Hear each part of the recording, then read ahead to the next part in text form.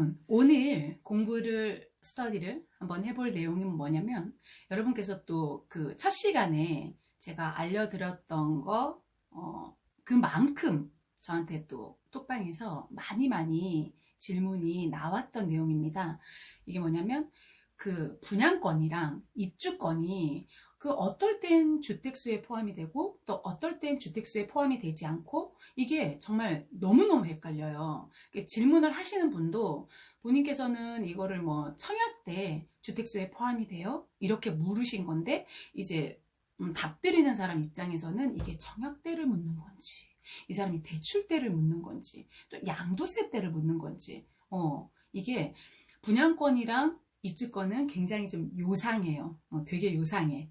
그래서 질문도 여러분들께서 명확하게 해 주셔야 또 답 드리는 사람도 정확하게 답을 드릴 수가 있고, 일단 본인들께서 청약대, 대출대, 양도세대 이 분양권이랑 입주권이 어떻게 달라지는지, 주택수에 포함이 되는지 안 되는지를 알고 계셔야 돼요. 이건 굉장히 중요합니다. 여러분, 투자를 하실 때 이거를 알고 계셔야지 내가 청약 때는 이렇구나, 대출 때는 이렇구나, 양도세 때는 이렇구나 하고서 실전에서 진짜 활용을 하실 수가 있어요. 일단 제일 처음에 먼저 말씀드릴 거는 분양권이랑 입주권이 청약대, 청약대를 먼저 한번 살펴볼게요.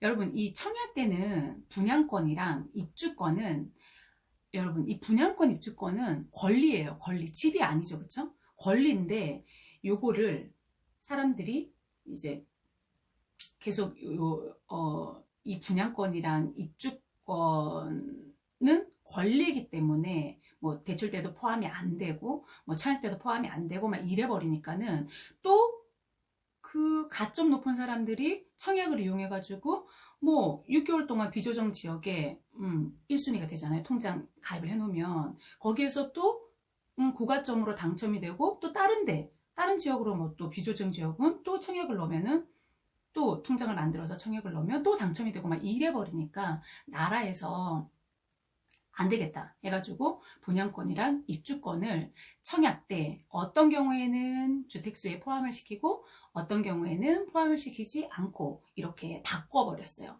그래서 여러분께서 잘 알고 계셔야 되는데 요거는 일단 분양권 입주권 뭐 동일한데 분양권 먼저 설명을 드리면 이 개정 시행안이 개정 시행이 언제 됐냐면은 18년도 12월 11일입니다. 18년도 12월 11일 기준으로 그 12월 11일 이후에, 그러니까 12월 12일부터 계약을 한 사람, 뭐 매매잔금으로 완납한 사람, 이런 사람들은 주택수에 포함이 돼버리고 18년도 12월 11일 이전에, 그러니까 11일까지 계약을 한 사람, 이런 사람들은 주택수에 포함이 안 돼요. 일단 청약대 분양권입니다.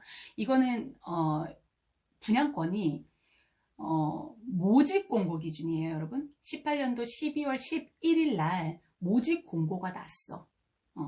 분양권 청약을 이제 하죠. 그럼 모집 공고가 났어. 그러면 그 모집 공고일 기준으로 12월 11일 날 이전이냐 이후냐를 판단을 하시면 되고요. 그리고 정비사업에 여러분 관리 처분이 나면은 걔가 입주권이 되는 거잖아요. 그렇죠? 그러면 그 관리 처분 계획이랑 뭐 지주택이 있을 수도 있죠. 지주택도 사업계획이라는 게 있어요. 그 사업계획을 신청을 하게 되는데 그 승인 신청을 한 날, 그 날이 18년도 12월 11일까지면 그 이전까지면 얘는 주택수에 포함이 안 되고 그 이후면 주택수에 포함이 되시는 거예요. 그래서 그런 주택을 뭐 내가 청약이 당첨이 됐다거나 뭐 그런 사람이 매매잔금을 완납을 하거나 청약이 당첨이 되거나 그런 사람을 그 18년도 12월 11일 기준으로 주택 소유자로 보고 안 보고 이렇게 나뉘는 거예요. 그리고 또 중요한 게 뭐냐면은 그 분양권에 여러분, 분양권은 18년 12월 11일 이후에 이제 줍줍을 하러 갔어요. 줍줍한 분양권이 있을 수가 있겠죠. 줍줍한 분양권은 이게 미분양이 난 건지 미계약이 된 건지에 따라서 포함이 되고 포함이 되지 않고 그래요. 여러분 그 미분양이 뭐냐면 청약을 이제 1순위자들이 청약을 하잖아요. 그러면 1순위, 2순위에서 당에서 경쟁이 미달이 된 거예요. 미달이 돼버렸어. 당해가 아니라 1순위, 2순위까지 청약에서 미달이 났어. 그러면 얘는 미분양이라고 불러요. 그리고 미계약은 뭐냐면 그 경쟁률은 막 박터지게 나왔어요. 네. 나왔는데 이 줍줍에서 그 사람들이 뭐 부적격이 있을 수도 있거나 해서 뭐 포기를 했거나 해서 그 미계약 분이 계약을 하지 않은 네, 그런 분양권이 생겨버린 거예요. 그러면 그거는 미계약입니다. 네. 청약 경쟁률은 굉장히 잘 나왔으나 다 마감이 됐어. 1순위, 2순위도 다 마감이 됐어. 그런데 계약을 하지 않았어요. 네. 그런 거는 미계약분인데 여러분 이걸 또 구분을 하셔야 되는 게 같은 아파트예요. 같은 아파트 안에서도 평형별로 뭐 5구, 84 아니면 뭐 102 이렇게 있을 수가 있겠죠. 근데 얘네가 다 따로 어떤 평형은 순위 내에서 경쟁률이 1, 2순위 다 끝났어. 막 경쟁률이 박 터졌어. 그런데 뭐 대형 평형은 미분양이 났어. 이러면 1, 2순위에서 얘가 미달이 됐어. 이러면 얘는 어느 거는 미계약이고 어느 거는 미분양이고 이래요. 그래서 내가 계약한 그 타입별로 다 달라. 그래서 어떤 거는 그 타입별로 아무튼 구분을 해서 미계약이냐 미분양이냐 판단을 하시고 그 날짜가 모집공고 기준 날짜가 계약한 날짜가 18년도 12월 11일이냐 이전이냐 이후냐 그렇게 판단을 하시면 되세요. 청약 때는 그렇고 그 다음에 여러분 또 대출이 있을 수가 있죠. 대출을 받아요. 내가 대출을 받으려고 하는데 일반 주담대예요. 그냥 집을 신규로 뭐 취득을 하시면서 아니면 뭐 분양권을 가지고 있다가 나중에 집단 대출로 이제 입주를 하시면서 잔금을 치시면서 들어가실 때 그럴 때 일반 주담대 때는 요 포함이 돼. 분양권이랑 입주권도 다 대출 때는 주택이다. 이거는 저번 시간에도 말씀드렸죠. 포함이 되는데 얘네들은 또 희한한 게 전세 대출 때는 포함이 안 돼요. 전세 대출 때는 왜냐면 아직까지 권리고 내가 전세는 말 그대로 내가 집이 없는 사람이잖아요. 없어. 내가 다른 분의 집에 임차인으로 들어가려고 하는데 분양권이나 입주권을 가지고 있어. 그러면 아직까지 주택을 소유하지 않은 걸로 나라가 봐주는 거예요. 그래서 전세자금을 내가 받으려고 할 때 분양권이나 내가 입주권을 들고 있어. 뭐 두 개 다 들고 있어. 그래도 이 사람은 2주택자가 아니야. 무주택자예요. 그렇기 때문에 전세자금 대출은 얼마든지 받을 수가 있는 겁니다. 근데 여러분 또 이 분양권 입주권 말고 오피스텔 있어요. 오피스텔. 여러분 오피스텔은 어떻게 될까요? 오피스텔. 대출 때 오피스텔은 요거는 주택이 아닙니다, 여러분. 오피스텔은 대출 때는 주택으로 보지 않아요. 네. 요거는 주담대 때는 주택수에 미포함이 된다. 오피스텔은. 요렇게 알고 계시면 되고, 또 여러분, 이 질문이 굉장히 많이 나오는 게 또 하나 있어서 알려드리면은, 그, 원뿔 입주권 있죠, 여러분. 원뿔. 그, 재개발에서 굉장히 뭐, 이렇게 권리가액이 커. 간평이 커. 그래서 한 채 단독을 가지고 있는데 입주권을 막 두 개를 받는 거. 그런 입주권이 두 개를 받는 원뿔을 들고 있는 사람. 이 사람은 관처가 나면은 그 단독주택이 입주권이 바로 두 개가 돼버리는 거죠. 이럴 때는 대출을 받을 때 이 원뿔 입주권이 집이에요. 이것도 주택이에요. 주택이라서 이거는 뭐 조금 억지스럽죠. 그쵸? 그러니까 이게 분양권이랑 입주권을 주택이다라고 대출 때 봐버렸기 때문에 그러면은 원뿔은 이렇게 된 거야. 원뿔이 그래서 조금 그래요. 9.13 이후에 계륵이 돼버렸어요. 그래서 원뿔 입주권이 많이 좀 불리해지긴 했어요. 대출 때. 그래도 이거는 어쩔 수가 없어요. 어쩔 수가 없고 9.13 이후에 관처가 난 입주권. 얘네는 받자마자 두 채야. 억울해. 억울한데 어쩔 수 없어. 두 채야. 두 채라서 얘네들은 안 됩니다. 대출이 안 돼요. 뭐 한 채를 처분하고 안 돼. 이런 거 한 채 처분 조건을 걸고 나머지 한 채를 뭐 대출을 받고 이거 안 돼요. 죄송해요. 물 좀 먹고요.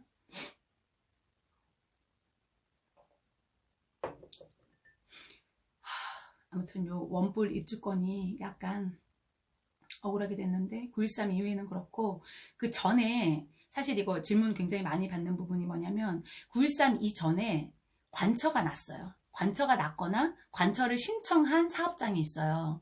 그런 사업장은 이런 사람들 그 실내 이익을 보호하기 위해서 그 한 채를 뭐 처분 조건을 걸면 나머지 대출 이주비랑 뭐 추분 중대를 해주고 이렇게 해준 게 있어요. 그거는 이제 9.13 이전에 관리처분이 났거나 관리처분을 신청한 사업장, 네, 거기만 그 사업장만 해당이 되고, 이거는 그 이후에는 원뿔 입주권은 그냥 2주택이다, 대출은 안 된다, 이렇게 네, 생각을 하고 계셔야 되세요.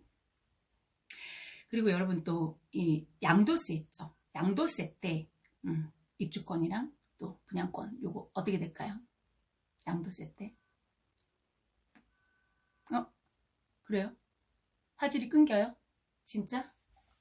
왜? 어, 많이 끊겨요?